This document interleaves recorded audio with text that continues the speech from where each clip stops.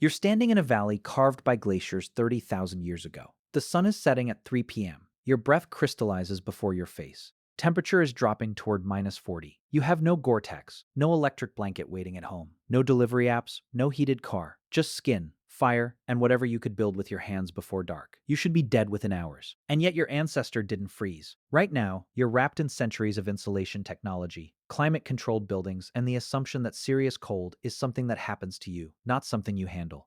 For 99% of human existence, winter wasn't a disaster waiting to strike. It was a problem to solve, a puzzle your species got genuinely good at solving. So how did ancient humans not just survive these deadly winters, but actually thrive in them? The answer isn't that they were superhuman. It's that they were smarter about cold than we are. Start with the biology. In 1998, anthropologists studying Neanderthal skeletal remains at La Chapelle-aux-Saints in southwestern France noticed something. Their bodies were built like compact heaters. Wider torsos, shorter limbs, more muscle mass concentrated in the core. A human built for maximum heat retention in a freezing climate. Cold doesn't kill you by accident. It kills you when you lose heat faster than your body can generate it. Neanderthals, living through European glacial periods, had bodies engineered by evolution to win that race. Their metabolic rate was roughly 20% higher than modern humans in the same temperature, meaning they burned calories faster to stay warm. That's not a weakness.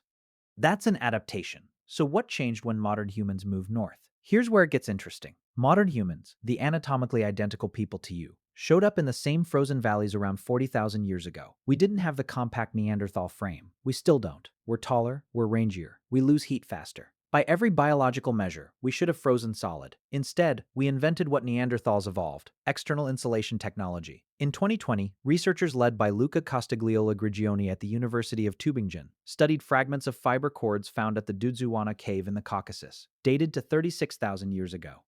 Among the oldest known textiles on Earth, the fibers were twisted from plant material, flax and hemp, into thread. Hard number. Those cords show a level of craftsmanship that required not just the idea to make thread, but the know-how to create something strong enough to be useful, not random survival. Intentional engineering. That thread became nets, became bags, became the structural foundation of fitted clothing.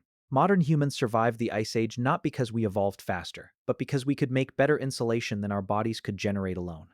So how did they actually wear it? The evidence here is indirect but decisive. In 2016, archaeologists working at the Hohlefels cave in Germany found bone needles dated to 40,000 years ago, with actual eye holes drilled through them. Bone needles, not random bones, specifically shaped implements with a purpose. Sewn clothing requires needles. Fitted clothing requires needles and thread. You don't find needles unless someone figured out that loose furs wrapped around your body lose heat at the gaps. Tailored clothing. Clothing shaped to your body, with sleeves and legs fitted, not just draped, is the difference between surviving and not surviving a winter at -30. And there's a bonus layer. In Siberia, archaeologists have found evidence of specialized cold weather clothing. Layered designs where an inner insulating layer sits against skin, then an outer windproof layer on top. Not guesswork. This is sophisticated. This is people who have watched other people die from cold, learned the lessons, and built a system. But here's the real weapon, and it's not clothing. Everyone assumes fire was about warmth. Warmth was part of it. But fire was actually solving a different problem. It was making survival possible at the biochemical level. Warm food. Cooked food. This matters more than you'd think. In 2011, psychologist James Grady and colleagues at the University of Utah found that the human digestive system works differently on cooked versus raw food. Raw meat takes roughly 4 hours to digest and extracts less total energy.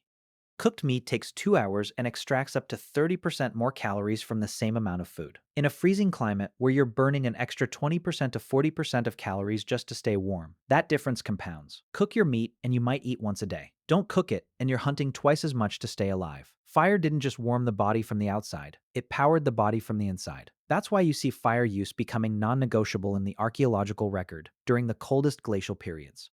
Not as a luxury, as a survival bottleneck. Shelter follows the same pattern.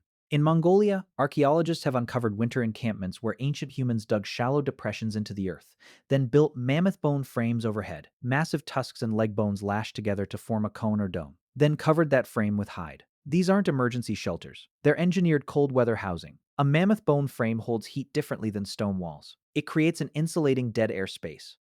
The hide exterior blocks wind, and because they're semi-subterranean, Earth acts as insulation underneath. Temperature difference between outside and inside at a Gravettian winter camp, roughly 30 to 40 degrees Celsius. You go from -30 to +5 inside the shelter. That's not survival, that's comfort. But here's what ties it all together. and what we've actually lost. The single biggest advantage ancient humans had wasn't biological. It wasn't even technological. It was behavioral. Community. During the worst winter months, these groups didn't scatter and hide. They clustered. Archaeological evidence from Central European sites shows winter occupation patterns where 20 to 30 people were living in close quarters in a single shelter or site. Multiple families, multiple age groups, shared body heat, shared labor, shared knowledge about which foods worked, which routes were passable, what happened if someone got sick. We've built a civilization designed to eliminate winter entirely. We heat our homes independently, we drive alone in heated cars, we work indoors, and we've traded something real for that comfort: the knowledge that survival isn't an individual project, it's collective.